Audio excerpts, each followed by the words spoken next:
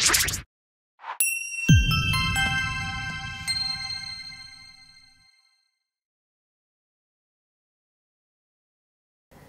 Kuiperian, saya Pratita, tutor biologi.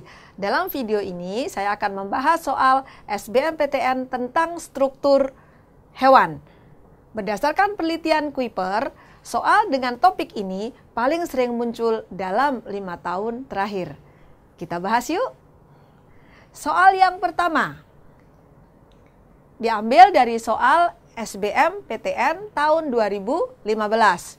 Jaringan berikut yang bukan merupakan komponen penyusun jaringan ikat adalah pilihannya yang A, serat-serat, B, matriks dasar, C, sel-sel goblet, D, sel-sel jaringan ikat, E, matriks ekstraseluler.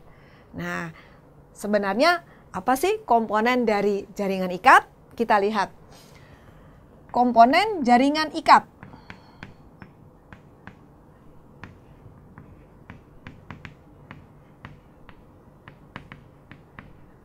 Nah, jadi jaringan ikat ini tersusun dari 2 komponen utama.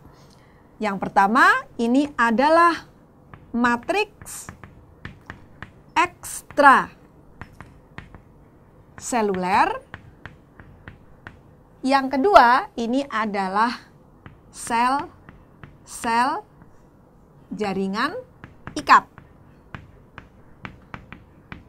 Nah, matriks ekstraseluler ini nanti terdiri dari 2 macam ya. Yang pertama ini adalah bahan dasar. Yang kedua adalah serat-serat. Nah, kita lihat bahwa bahan dasar ini tersusun dari zat cair atau padat, ya, zat cair atau padat yang mengandung asam mukopolisakarida, ya. Tersusun dari asam mukopolisakarida. Nah, kemudian serat-seratnya apa saja? Serat-seratnya ini ada serat kolagen, kemudian ada serat retikuler, dan serat elastin. Ya, ini adalah serat-seratnya. Sementara sel-sel penyusun jaringan ikat ini terdiri dari fibroblast, ini ya, fibroblast, kemudian adiposa. Adiposa ini adalah sebutan untuk sel lemak, ya. Kemudian ada mast cell, ya. Mast cell atau kita nyebutnya adalah sel tiang, ya. Jadi nama lainnya adalah sel tiang. Jadi ada fibroblast, ada adiposa, ada mast cell atau sel tiang, dan makrofag. Oke ya, jadi ini adalah komponen-komponen dari jaringan ikat. Nah, kita akan lihat di sini ada serat-serat. Ya, jadi di sini serat-serat berarti masuk. Kemudian matriks dasar. Tadi disebutkan bahwa matriks dasar, nah, atau di sini atau bahan dasar sama ya. Nah, kemudian sel-sel jaringan ikat. Nah, ini ada fibroblast, adiposa dan sebagainya. Terus kemudian matriks ekstraseluler. Nah, ini matriks ekstraseluler. Jadi yang bukan merupakan komponen penyusun jaringan ikat otomatis adalah sel-sel goblet. Jadi jawabannya adalah yang C. Sel-sel goblet ini merupakan sel-sel epitel. Jadi bukan termasuk dalam jaringan ikat. Nah, saya akan menjelaskan soal berikutnya.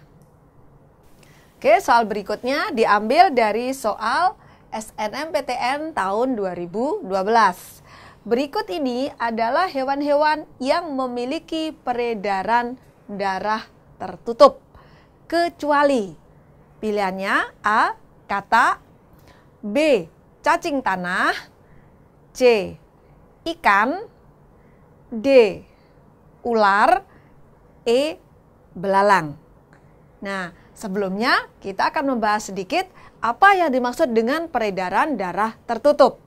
Peredaran darah tertutup adalah suatu peredaran darah di mana suatu peredaran darah yang darah itu selalu ada di dalam pembuluh. Jadi dia tidak pernah keluar dari pembuluh. Ini yang disebut dengan peredaran darah tertutup. Nah, lawan dari peredaran darah tertutup ini adalah peredaran darah terbuka.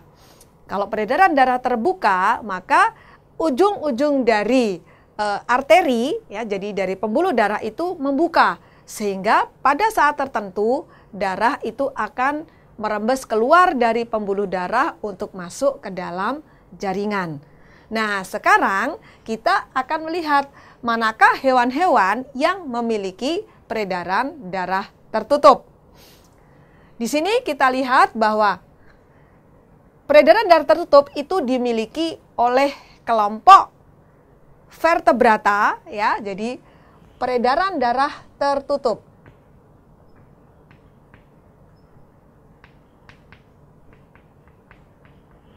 Nah, yang memiliki ini adalah kelompok vertebrata, ya, dan kelompok Annelida. Nah, yang termasuk dalam kelompok vertebrata ini otomatis adalah seperti kita lihat ada Pisces, ya, jadi kelompok ikan, kemudian kelompok amfibia, jadi berarti di sini adalah katak, kemudian reptil, ya, jadi reptilia. Ini berarti contohnya adalah ular, buaya, ya. Terus kemudian aves, ini adalah semua bangsa burung, ya, misalnya seperti ayam, bebek, kemudian mamalia. Nah, mamalia misalnya seperti kucing, kemudian sapi, itu ya, itu adalah kelompok vertebrata. Jadi di sini yang memiliki peredaran darah tertutup.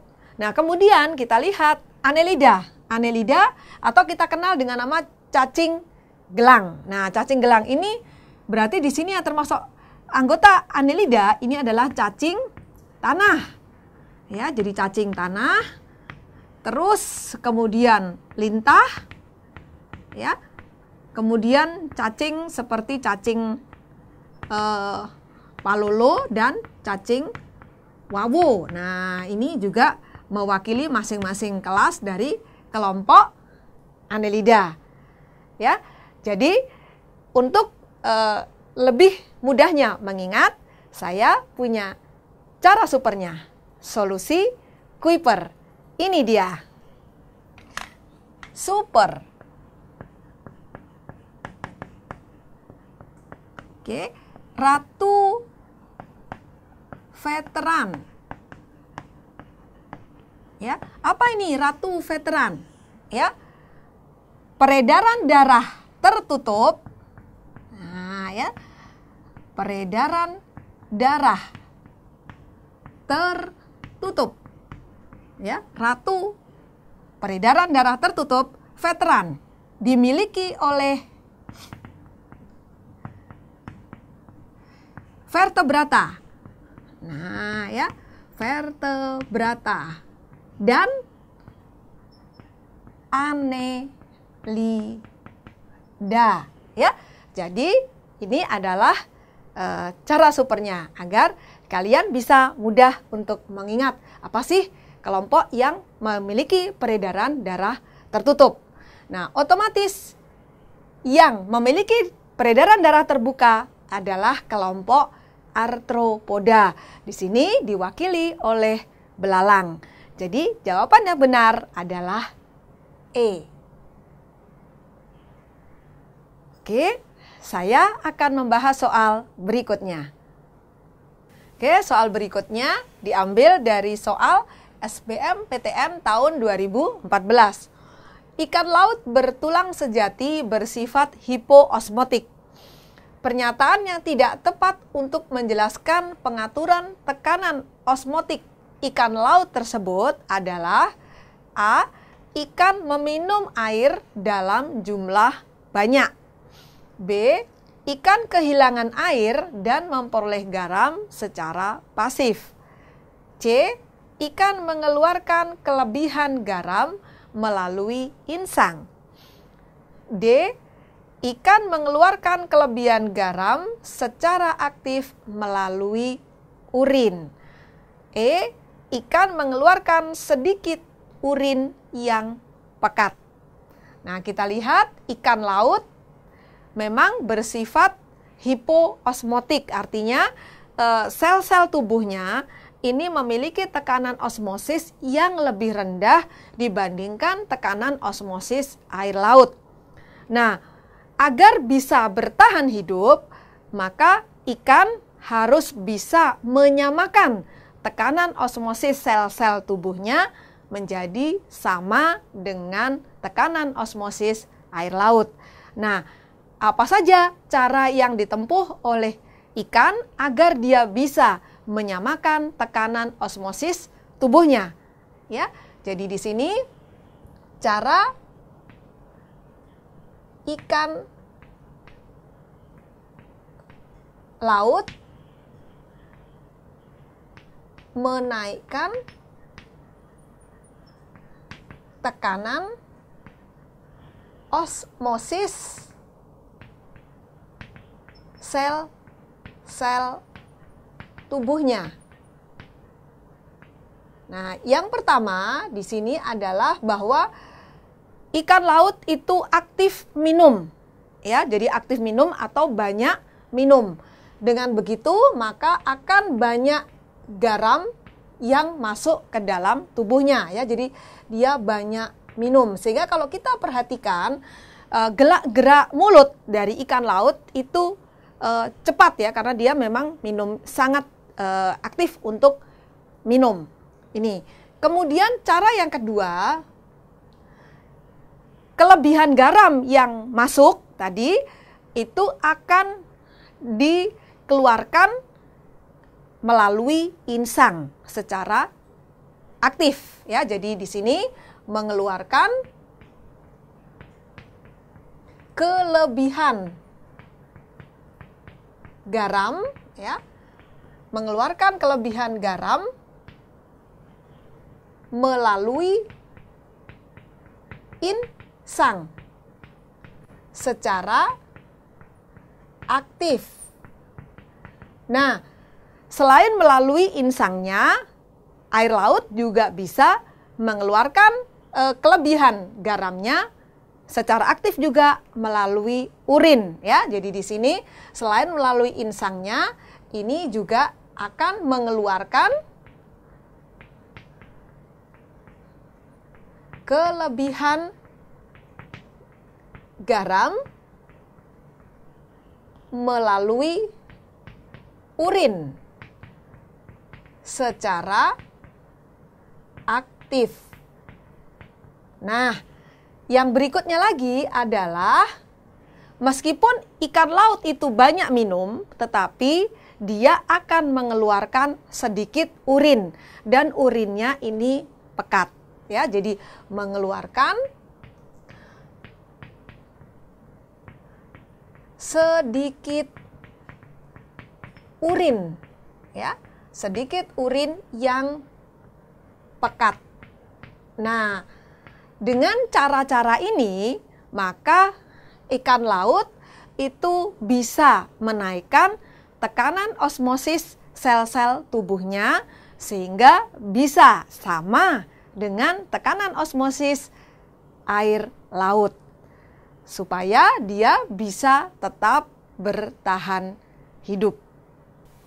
Oke, jadi ini tadi cara ikan laut untuk menaikkan tekanan osmosis sel-sel tubuhnya.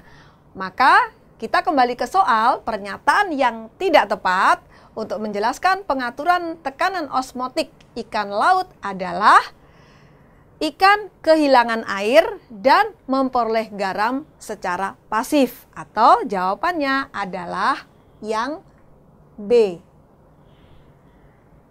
Oke, demikian pembahasan soal SBMPTN tentang struktur hewan. Semoga bermanfaat. Salam Kuiper.